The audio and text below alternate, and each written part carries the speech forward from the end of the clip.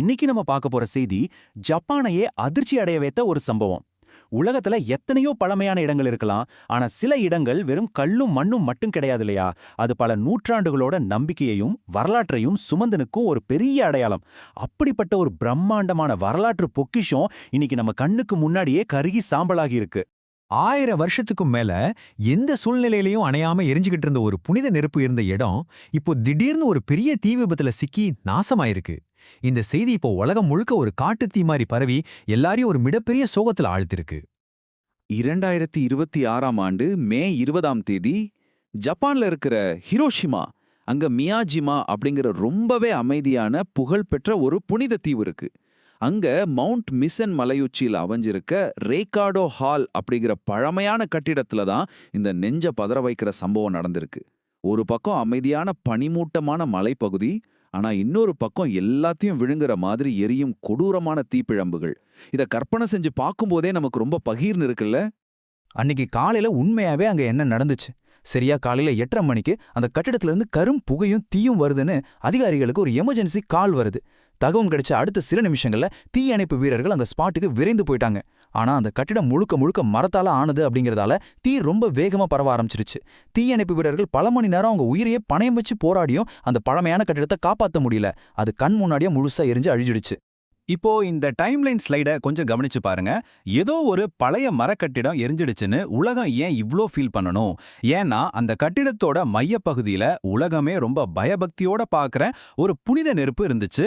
வரலாற்றுப்படி கிபி 806ஆம் வருஷம் குகாய் அப்படிங்கிற ஒரு புகழ்பெற்ற புத்த பிக்குவால இந்த தீ ஏற்றப்பட்டதா சொல்லப்படுது. கொஞ்சம் யோசிச்சு பாருங்க, 806ஆம் வருஷம் ஏத்துன அந்த நெருப்பு பல நூற்றாண்டுகளா எந்த இயற்கை சீற்றத்துக்கும் அணையாம தொடர்ந்து பாதுகாப்பா எரிஞ்சுக்கிட்டு இருந்துச்சு. இது உலகளாவிய அளவுல ஒரு ஆழமான ஆன்மீக அடையாளம். இந்த நெருப்போட மகத்துவம் ஜப்பானை மட்டும் தாண்டினது கிடையாது. ஹிரோஷிமாவில் இருக்கிற உலக புகழ்பெற்ற அமைதி நினைவிடத்துல எரியும் உலக அமைதிக்கான தீபம் இந்த மியாஜிமாவோட புனித நெருப்புல இருந்துதான் நேரடியே எடுத்துட்டு போய் ஏத்துனாங்க.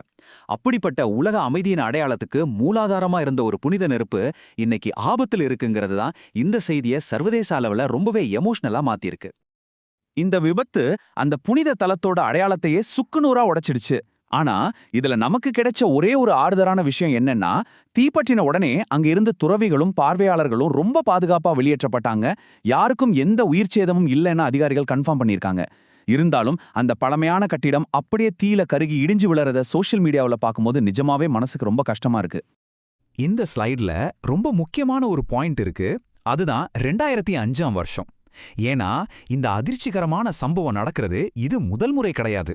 ஆமாங்க, இதே ரேகாடோ ஹால் 2005ஆம் வருஷமும் இதே மாதிரி ஒரு பயங்கரமான தீ விபத்துல சிக்கி சேதமடைஞ்சது. அதுக்கப்புறம் ரொம்ப கஷ்டப்பட்டு 2006ல அதை திரும்பவும் முழுமையா கட்டுனாங்க. ஆனா 20 வருஷம் கூட ஆகிறதுக்குள்ள மறுபடியும் இது எரிஞ்சு சாம்பல் ஆகி இருக்கிறது ஜப்பான் மக்கள் கிட்ட ஒரு மிகப்பெரிய வலியையும் விவாதத்தையும் ஏற்படுத்தியிருக்கு.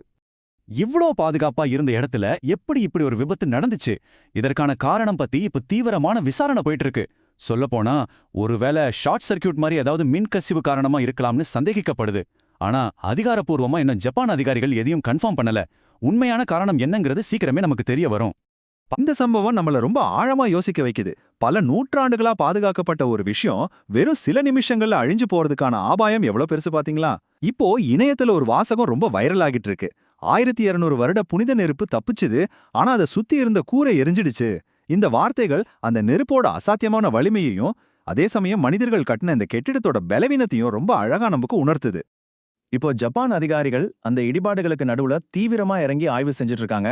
அந்த புனித நெருப்பு இன்னமும் உயிர்ப்போடு பாதுகாப்பா இருக்குமா? அந்த வரலாற்று சிறப்புமிக்க கட்டிடம் மறுபடியும் சாம்பல்ல இருந்து எழுந்து வருமா? இந்த கேள்விகள் தான் இப்போ உலக மக்கள் எல்லார் மனசுலயும் ஒரு பெரிய எதிர்பார்ப்பா ஒழிச்சிட்டு இருக்கு.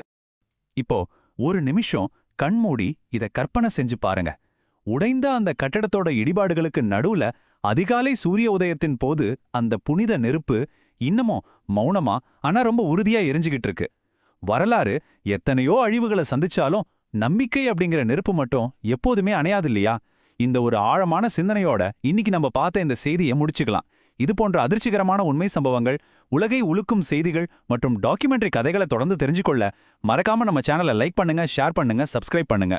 உங்களை மீண்டும் ஒரு முக்கிய நிகழ்வின் விளக்கத்தோட சந்திக்கிறேன்.